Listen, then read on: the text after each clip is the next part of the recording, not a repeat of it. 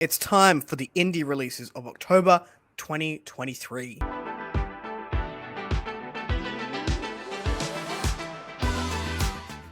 Hello everyone, welcome back to A Fictional Escapist. My name is Kris, and today's video is the indie release video of October 2023, the video I look forward to making every single month. As always, these lists do not come from me. They come from Rob J. Hayes and Matthew Olney over at Epic Indie. If you do have a book coming out in the next coming months or even next year, make sure you're on these lists and follow the guidelines that they both provide. The links will be down below. Before we jump into the list today, make sure you're checking the description box down below for links to my social media and Discord should you want to come along for the ride. And if you're wondering, does Ari sleep like that all the time? Yes, no human is allowed on that couch anymore because the dog has taken over. We've got a few of these to get through, so we're just going to jump straight in with October 1st. The first thing up on the 1st is A Reign of Heavenly Fire, the Epic of Geisha, book number 2 by Jordan Darrett. This cover just calls to me the Asian-inspired fantasy vibes, the red and the gold. I don't know why. I'm not a huge fan of the font on there, but look, the rest of it all working for me. This is, of course, a book 2, so we won't go too much into it, but if you like epic fantasy progression or cultivation, this series may be up your alley. The next one we have, and one I'm personally quite excited for, even though I haven't gotten to book 2 yet, and it's been on my radar since February, is The Crown of Omens by E.J. Doble. This is the Blood and Steel Saga novella 0.5. This is an epic fantasy. It's grimdark. This cover is amazing. All the covers in this series so far have been amazing, and I would love to know a bit of prequel information about the first book, which was Fangs of War. Another one we've got coming up on October 1st is Apocalypse Grit. This is the System Apocalypse Relentless, book 3 by Tao Wong and Craig Hamilton. Now, the System Apocalypse universe is huge. We have so many variations of this series. We've got the main series. We've got Town Under. I listened to, whether it was this year or last year, which is like the Australian version of it. And we've got another spin-off in this one, it looks like. Then we jump into October 3rd. So I really want to read the first book in the series, but I haven't yet, and book 2 is already coming out, which means I need to hurry up at some point. I am, of course, talking about Chimera. This is Fractured Orbit, book number 2 by Herman Struenagel. Now, this is a space opera, which I've heard some really good things about, and I want to get to, but it is a book 2, so we are going to have to move on. But again, the cover, epic space opera vibes coming through. Love the colors, and I hope to get to this one at some point in my life. Also on October 3rd, we have Ethereal Malignance. This is the Ethereal Infestance, book number 1 by D.P. Vaughan, and it is an entry into urban fantasy. It says, meet John Wedgwood, a misunderstood loner who's always been on the fringes of society. His life takes an unexpected turn when his only friend reveals a chilling secret. Their city is overrun by ethereal beings, terrifying entities that possess bodies to blend in unnoticed. Faced with a life-altering choice, John can either continue his life of quiet desperation or risk everything to save a stranger from the clutches of these ethereal beings. His decision propels him into a relentless chase through the city's hostile streets under the cover of darkness. In a city that transforms into a hunting ground at sundown, John, who has nothing, no car, no resources, and no fighting skills, must rely solely on his wits and courage, with the ethereal beings always being just a few steps behind. Also on October 3rd, I know there's quite a few people excited for this one, is Reign of Demons. This is War of the Last Day, book 3 by Karim Solomon, and this is epic fantasy / sword and sorcery. This big horned beastie at the back of this cover does not give me a whole bunch of confidence for the people in this book. And last up on October 3rd, we have Familiars and Foes, Tale of Tales, book number 3 by Nicola Stefan, and this cover is creepy. Are the eyes whited out? I can't stop looking at it. Familiars and Foes. I do like that title though.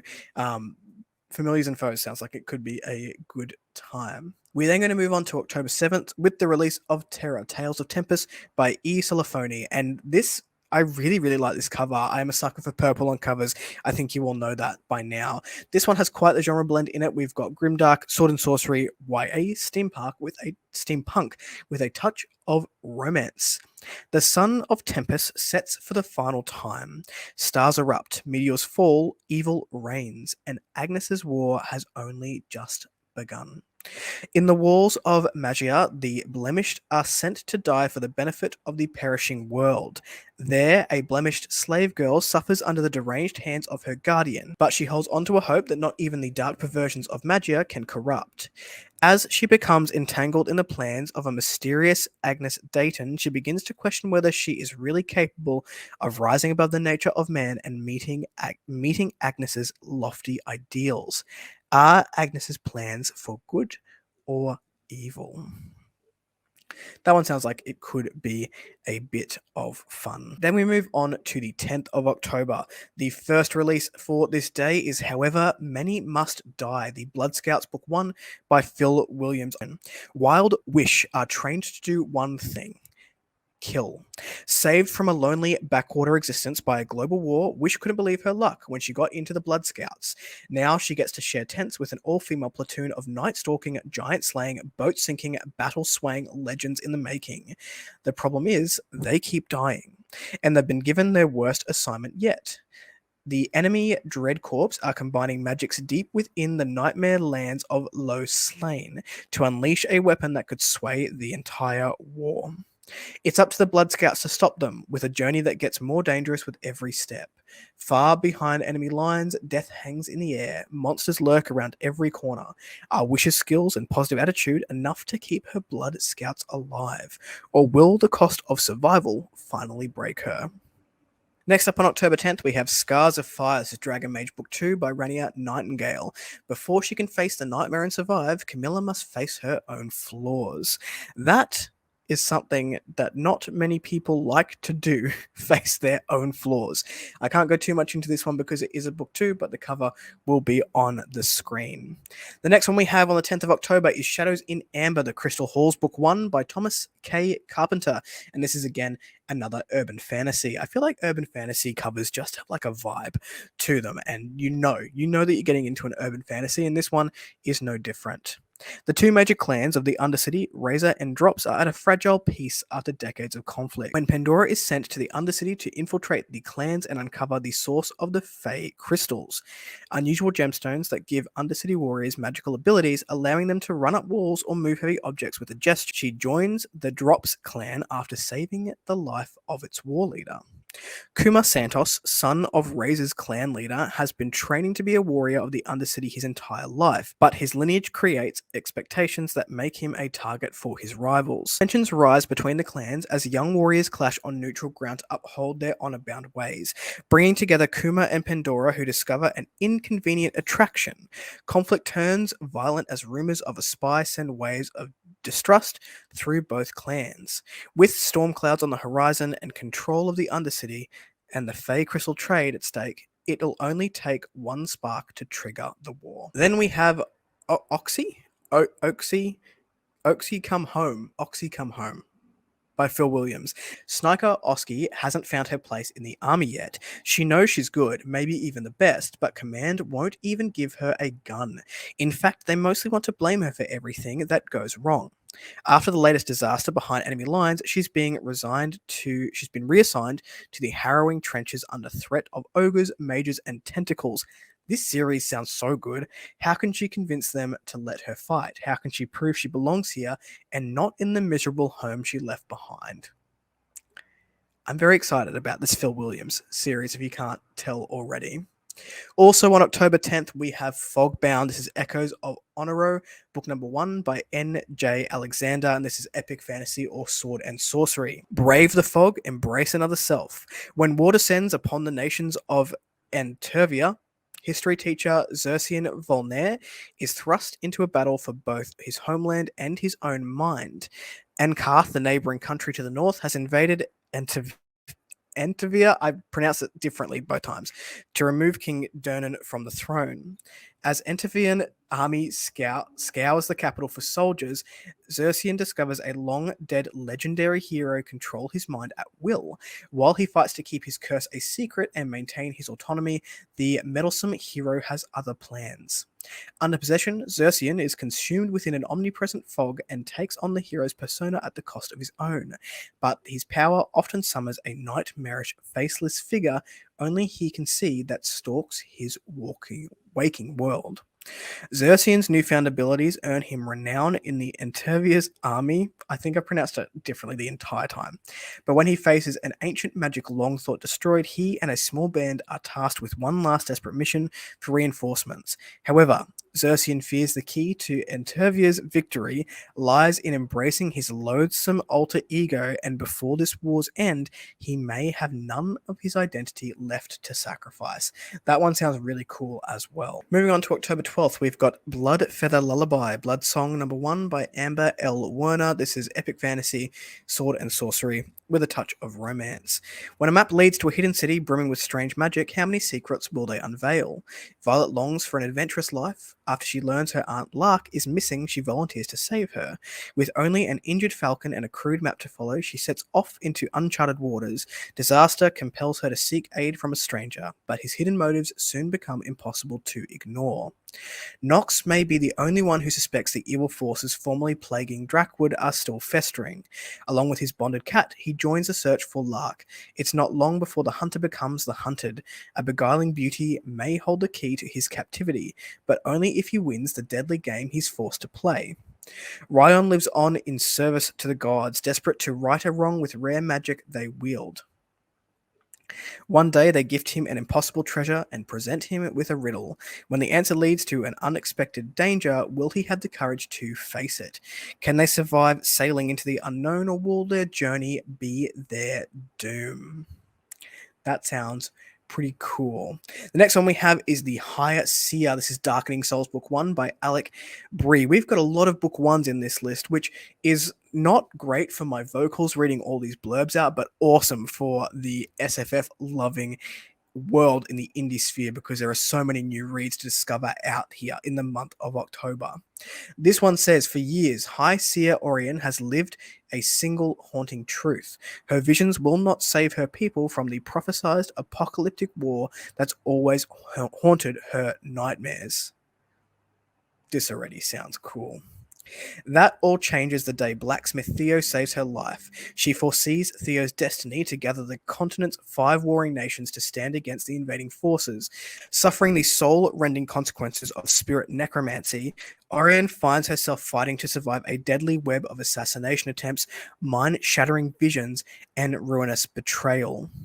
Theo cannot refuse when Orion asks for his help to save their people. He travels the length of the continent facing time-sworn superstitions, coming to life as he asks neighboring nations to join their cause, refusing to let down the woman he's falling in love with. Why does everyone got to fall in love? There's so much romance in the world. Yuck. Even though the fates whisper she will never love him back. More interested. He assembles an army of rebels fighting to retain their humanity as the corrupted magic of the land transforms them into the monsters of legend. Saving the world does not come without cost. Standing against the conquering emperor, backed by his bloodthirsty goddess and moon-cursed army, Orion and Theo must decide whether to unleash forces more monstrous than the enemy they're fighting against. You have my attention. We do have a horror release coming to us on October the 13th. The Erstwhile Tyler Kyle by Steve Hugh Westenra. Sorry if I pronounced that incorrectly, Steve. Tyler Kyle doesn't believe in monsters. A washed-up 30-year-old actor and reluctant cryptid investigator, Tyler is used to playing the Scully to his best friends John's Mulder on their stupidly popular YouTube channel.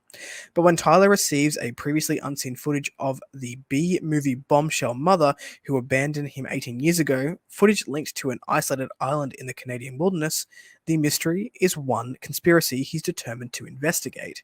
The fact that following the scent gives Tyler an excuse to run away from the straight Josh, whom he drunkenly made out with, is just the cherry on the shit sundae. This book sounds cool. But Echo Island isn't what it seems. Its eerily scenic veneer hides a twisted secret buried in its roots as a gay conversion camp, and Tyler retraces his mother's footsteps. As Tyler retraces his mother's footsteps, he discovers a supernatural connection between the residents and the island, one they seem to think Tyler and his mother share. Even worse, the footage of Tyler's mum came from someone on the island, a stalker whose obsessive fascination with both Tyler and Josh is about to make Tyler wish he hadn't gone on this one alone. Puppeteered by his stalker searching for his mother and debating whether it's possible to queerbait yourself, Tyler comes to realize that it doesn't matter so much whether you believe in monsters if they believe in you. It sounds very cool. Also on October 13th, we have Tales from Across the Domains, an anthology by Tree Skies. If you've heard of the Cruel Gods, this is an anthology, I believe, in that world. This is steampunk and gaslamp. It says, apostates, misfits, rebels, and sinners, what do they have in common? They all desire freedom to choose their own path in defiance of the gods who own their souls. I have not read the first book in this series, but I do really want to at some point soon. On October 15th, we have one I'm currently reading that is The Sun Prince by L.R. Schultz, another Aussie author, and this one is really good so far. The sequel holds up. It's very easy to read, and boy oh boy is there some magic in this one, but it is a book too, so I am going to leave it at that. You'll have to pick up either A King's Radiance and then follow on with this one, or jump on this one on October 15th to know what's happening in the sequel. Then on the 17th of October, we move on to The Heart of Magic, the Arcania Chronicles book number 2. This is an urban fantasy, historical fantasy YA series, and that gun looks like we've got some magic happening around it, but again, we have a book number 2. October 17th has a few releases. The next one is For the Prince, For the Queen, The Conflicts, book number 1 by Zachary T. Sellers. Now, this blurb is quite long, so I'm going to shorten it just a little bit, but as always, the cover will be on the screen. His Majesty is ill, and no one knows how grave, but matters of state must press on. All hail Her Majesty to assume her husband's authority, but the line of succession is clear. Allendale Dane, the prince nobody wants. Allendale's reputation is poor among the nobles and ministries. He's seen as aloof, unconfident, and a bore, nothing most want in the heir to the throne. Few encourage him to become more active, but Allendale is uncertain, trapped by everyone's low opinion of him. Troy Cyros, the outsider nobody knows, and we also have Caleb Kane, the deserter that everybody hates. For over 500 years, the status of the world has gone unchanged. In 1 year, 3 events will shatter it. The first happens in the east. What a teaser.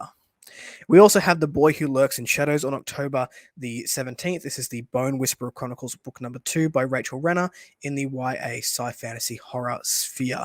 Rachel Renner is a name that's come up a lot. I don't know if her works are for me. I hear that some of them are quite steamy, but consider me curious about this author. Another one we have on October 17th is the Circle of Kirke. This is the Tapestry of Fate, book 8.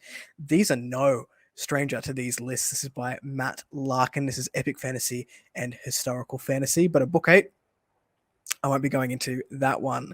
Now, I do have the arc for this next one coming out on October 20th, and I'm quite excited to finally get to one of Matthew Olney's books, or MS Olney, I should say, as the author of this one, and this is his newest release, The Awakening Light, The Myths of Eldera, book 1.